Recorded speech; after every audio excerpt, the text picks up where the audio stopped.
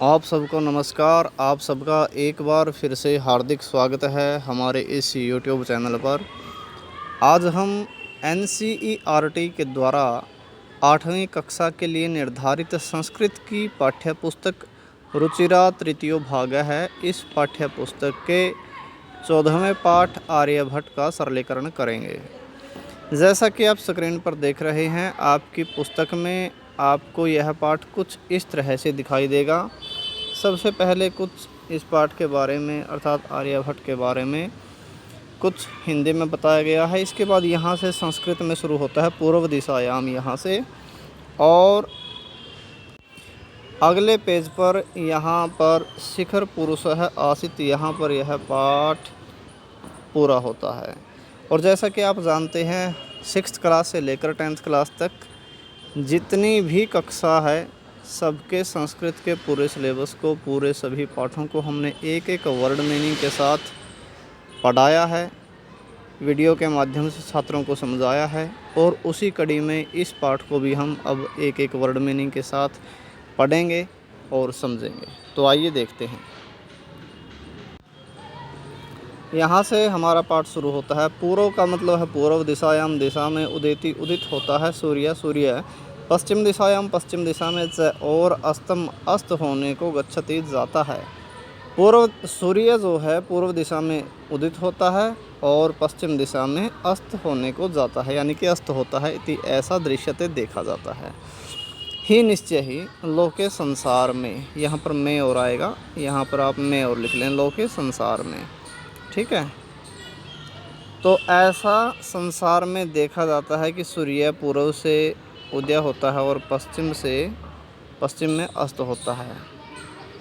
परंतु न नहीं अनेन, इससे अवबोध्यम जानना चाहिए। अस्ति है, जानने योग्य भी इसका अर्थ आ जाएगा अवबोध्यम का। परंतु इससे यह नहीं जानना चाहिए या जानने योग्य है यत कि सूर्य गतिशील है। भाई सूर्य पूर्व से उदय होता है और पश्चिम में छिपता है, तो इससे हमें यह नहीं समझना चाहिए कि सूर्य गतिशील है। अर्थात हमको इस बात का अनुमान नहीं लगाना चाहिए कि भाई सूर्य घूम रहा है, इति ऐसा, बल्कि सूर्य अचला है, स्थिर है, पृथ्वी और चला गतिशील है। बल्कि है क्या वास्तव में, सूर्य स्थिर है और पृथ्वी गतिशील है, या जो स्वकीय अपने अक्ष पर घूमती है। पृथ्वी गतिशील है जो अपने अक्ष पर घूमती है। इति ऐसा सांप्रतम अब सुस्थापित है, स्थापित है, सिद्धांत है, सिद्धांत, ऐसा सिद्धांत अब स्थापित है। यहाँ पर यह पंक्ति पूरी हो गई, तो दूसरी पंक्ति का पहला शब्द भी सिद्धांत है। इसका भी मीनिंग रहेगा सिद्धांत अयम यह सिद्धांत प्राथम्येन सबसे पहले, प्राथम्येन का मतलब सबसे पहले, ये न जिसके द्वारा प्रवर्तित है, स्थापित किया गया, स वह आसित थे महान गणितज्ञ ज्योतिर्विद ज्योतिषी।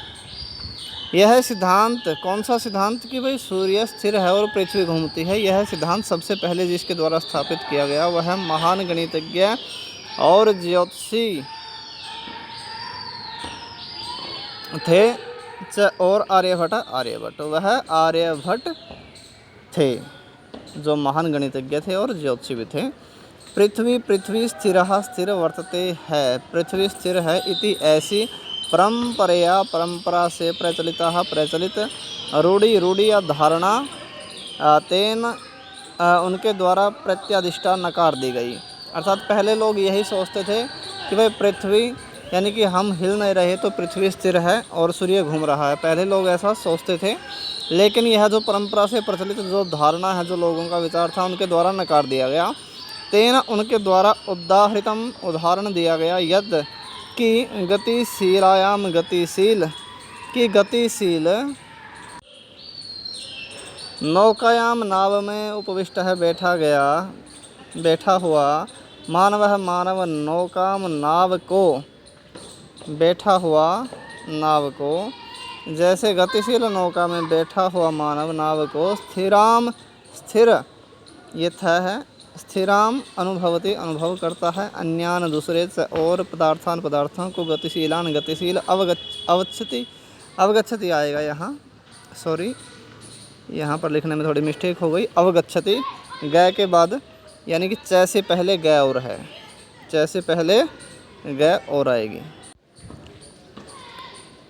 पृथ्वी का उदाहरण कैसे दिया कि जैसे नाव में बैठा हुआ मानव नाव में स्थिर अनुभव करता है और अन्य पदार्थों को, दूसरे पदार्थों को गतिशील समझता है, एवं इसी प्रकार गतिशीलायाम गतिशील पृथिव्याम, ये वह है पृथिव्याम, पृथ्वी में, अब पृथ्वी पर अवस्थित है, स्थित मानव है, मानव पृथ्वी में पृथ्वी को, इसी प्रकार गतिशील पृथ्वी पर स्थित मानव पृथ्वी को स्थिराम अनुभूति, स्थिर अनुभव करता है, जबकि ऐसा नहीं है। सूर्य आदि ग्रहान, ग्रहों को, और गतिशीलान गतिशील वेति जानता है, जबकि मानव क्या करता है, पृथ्वी को तो स्थिर समझता है कि पृथ्वी हिल नहीं रही, और दूसरे ग्रहों को, जो जैसे सूर्य का उदाहरण दिया, सूर्य उदयास्त होता है कि सूर्य इत्यादि जो ग्रह है वह गतिशील है, ऐसा समझता है। इसके बाद आ गया 476 तमे, यानी कि 476वें, ये वें होता है, तमे का मतलब वें, ख्रिस्ताब्दे वर्ष या ईस्वी में। इसके बाद ब्रैकेट में लिखा हुआ है किताब में षट सप्तति अत्यधिक। अब संस्कृत में लिखने का क्रम क्या होता है, हम इकाई से शुरू करते हैं लिखना, ठीक है, तो षट, अब ये षट किसके बाद है, 70 के बाद, तो सप्तति, षट सप्तति अधिक अत्यधिक, षट सप्तति अत्यधिक, अधिक आएगा यहाँ चतुःशत, 400, चतु का मतलब 4, शत का मतलब 100, तो 76 और 400, इसमें इस साइड में प्लस हो जाएंगे, 476। तो संस्कृत में इस प्रकार से लिखते हैं, आपकी पुस्तक में लिखा हुआ है तमे वर्ष है, तो इसका भी यही अर्थ रहेगा, 476वें वर्ष में।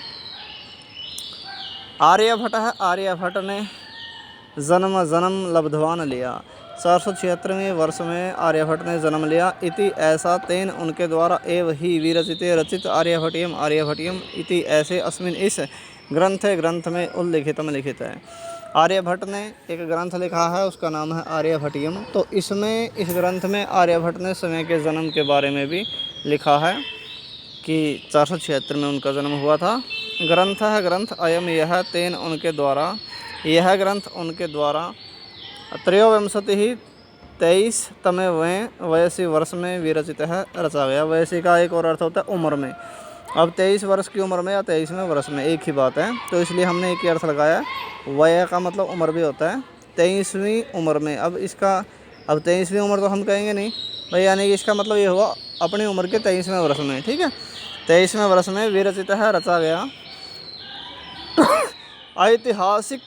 ऐतिहासिक स्रोतों से ज्ञात होता है, यत कि पाटलिपुत्रम, पाटलिपुत्र, निक्सा पास के, हमने इसका के जो है ये अर्थ नहीं है, लेकिन हमने इसके पंक्ति के भाव को पूरा करने के लिए के ब्रैकेट में लिखा है कि पाटलिपुत्र के पास आर्यभट्ट से, आर्यभट्ट की वेधशाला यानी कि प्रयोगशाला, या जिसको आप इंग्लिश में लेबोरेटरी बोलते हो, ठीक है, प्रयोगशाला भी बोल सकते हो, लेबोरेटरी इंग्लिश में बोलते हैं हम, आसित थी। तो ऐतिहासिक स्रोतों से हमें क्या पता चलता है कि पाटलिपुत्र के पास आर्यभट्ट की वेधशाला थी। अनेन इससे इदम अनुमीयते, इदम यह अनुमीयते अनुमान लगता है, इससे यह अनुमान लगता है, यत कि तस्य उनकी कर्मभूमि, जो कर्मभूमि है जहाँ पर वो कार्य करते थे, पाटलिपुत्रम एव आसित, पाटलिपुत्र ही थी। इससे यह पता लगता है कि जो भी उन्होंने शोध का कार्य किया, जो रिसर्च की, उनकी कर्मभूमि पाटलिपुत्र ही थी। आर्यभट्ट से, आर्यभट्ट का योगदान गणित ज्योतिष से संबंधित वर्तते है। उनका आर्यभट्ट का योगदान गणित ज्योतिष से, अब ज्योतिष दो प्रकार की बताई है, एक फलित ज्योतिष होती है जिसमें हम दूसरे के बारे में, उसके जीवन के बारे में भविष्यवाणी करते हैं, लेकिन वो ज्योतिष अलग है, उसको फलित ज्योतिष कहते हैं। और गणित ज्योतिष, इसमें केवल कैलकुलेशन होता है, ग्रहों की स्थिति देखी जाती है। तो जो आर्यभट्ट थे वो गणित ज्योतिष से संबंधित थे, उनसे संबंध रखते थे सिर्फ गणित ज्योतिष से, वो फलित ज्योतिष में विश्वास नहीं रखते थे। यत्र यहाँ संख्यानाम संख्याओं का आकलन महत्वम आददाति महत्व रखता है। इसमें केवल संख्याओं की काउंटिंग ही, कैलकुलेशन ही होता है। इसने लिखा भी है कि गणित ज्योतिष में यहाँ संख्याओं का आकलन महत्व रखता है। आर्यभट्ट है, आर्यभट्ट फलित ज्योतिष शास्त्र, फलित ज्योतिष शास्त्र में न विश्वस्ति स्म, ये दोनों एक शब्द हैं, विश्वास रखते थे। न पहले न लिखा नहीं, कि आर्यभट्ट जो है वो फलित ज्योतिष में विश्वास नहीं रखते थे। गणितीय पद्धति से कृतम किए गए, गणितीय पद्धति से किए गए आकलन को आधित्य आधार मानकर एव ही तेन उनके द्वारा प्रतिपादित किया गया।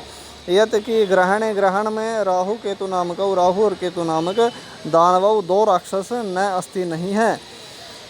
उन्होंने गणित ज्योतिष से यह प्रतिपादित किया कि ग्रहण काल में राहु और केतु नामक दो राक्षस नहीं हैं। तत्र वहाँ पर कहाँ पर? ग्रहण में।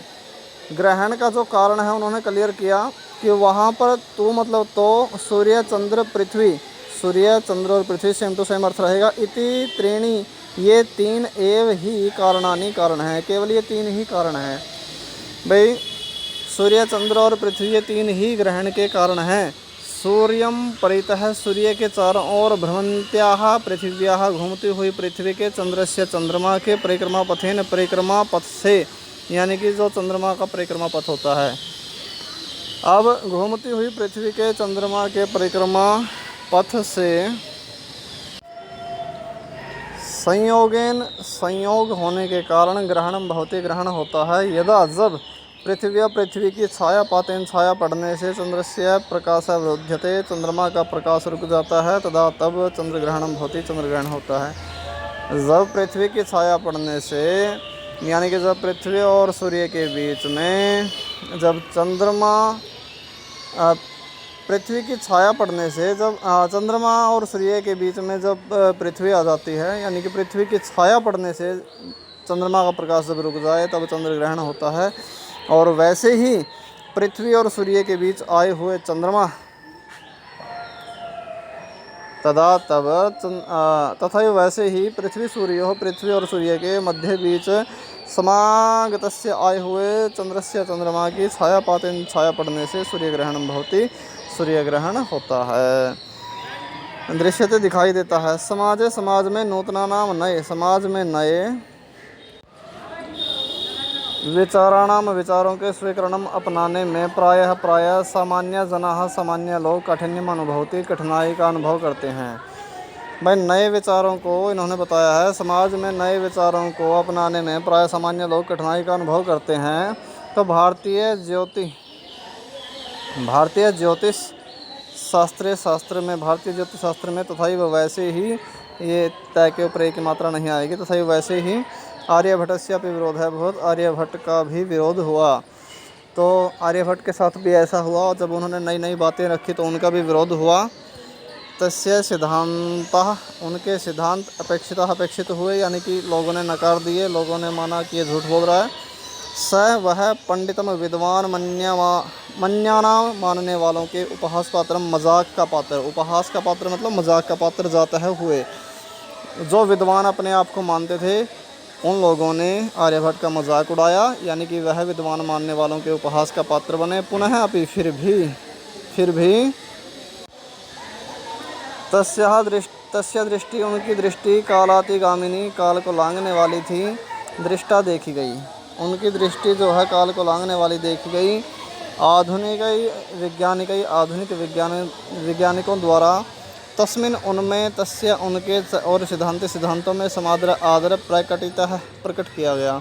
जो आधुनिक विज्ञान है, आधुनिक वैज्ञानिक जो हैं, जो आज के मॉडर्न वैज्ञानिक हैं, साइंटिस्ट हैं, उनके द्वारा उनमें और उनके सिद्धांतों में आदर प्रकट किया गया। यानी कि उन्होंने पहले तो नहीं माना लोगों ने उनकी इस बात को, लेकिन जो आधुनिक वैज्ञानिक हैं उन्होंने खूब उनका आर्यभट्ट का और उनके सिद्धांत जितने भी थे उनमें आदर प्रकट किया, यानी कि वास्तव में जो है ये सच्चाई है, ऐसा उन्होंने वैज्ञानिकों ने मान लिया। अस्मात् एव कारणात्, इस ही कारण से अस्माकं हमारे प्रथमम उपग्रह से पहले उपग्रह का नाम आर्यभट्ट इति कृतम, आर्यभट्ट ऐसा रखा गया। अब जब उनके प्रति रिस्पेक्ट की भावना वैज्ञानिकों ने रखी तो जो हमारा पहला उपग्रह है उसका नाम आर्यभट्ट ऐसा रखा गया। वस्तुतः वास्तव में भारतीय गणित परंपरा के अर्थ इसके बाद और विज्ञान परंपराया ये रा है, ये स नहीं है, रा है। विज्ञान परंपरा के असौ वह एक है कि वास्तव में जो भारतीय गणित परंपरा है, जो हमारी शुरू से ही गणित का ज्ञान है, उस गणित परंपरा के और विज्ञान की परंपरा के शिखर पुरुष है आसित, शिखर पुरुष थे, यानी कि श्रेष्ठतम पुरुष थे। उन्होंने गणित के ऊपर भी अनेक आविष्कार किए और जो गणित से संबंधित जो ज्योतिष है, जो खगोल विद्या पर यानी कि जो अंतरिक्ष विज्ञान पर आधारित जो विद्या होती है ज्योतिष, उसमें भी उन्होंने अनेक शोध किए और अनेक प्रकार के सिद्धांत गणित और ज्योतिष में उन्होंने रखे। तो यह हमारा पाठ था आर्यभट्ट।